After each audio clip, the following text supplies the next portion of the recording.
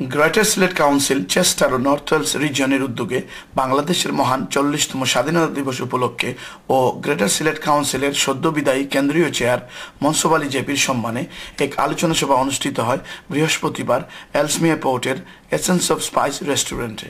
মোহাম্মদ সোহেল আহমদ খানের কোরআন তেলাওয়াত, সংগঠনের সাধারণ সম্পাদক আজাদউদ্দিনের পরিচালনায় সভাপতিত্ব করেন সংগঠনের চেয়ার শফু মিয়া।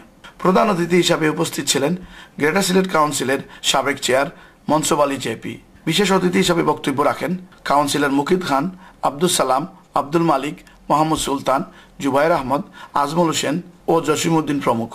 সভার শুরুতে 30 লক্ষ শহীদদের প্রতি শ্রদ্ধা জানিয়ে 1 মিনিট নীরবতা পালন করা হয় এবং সবাই বক্তারা বর্তমান নতুন প্রজন্মের কাছে মুক্তিযুদ্ধের সঠিক ইতিহাস তুলে দেওয়ার জন্য সবাইকে আহ্বান জানান।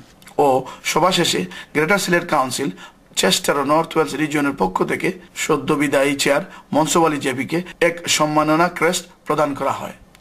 Syed Sadek Ahmed, channel S news, Ellesmere Port, চেয়ারশায়ার।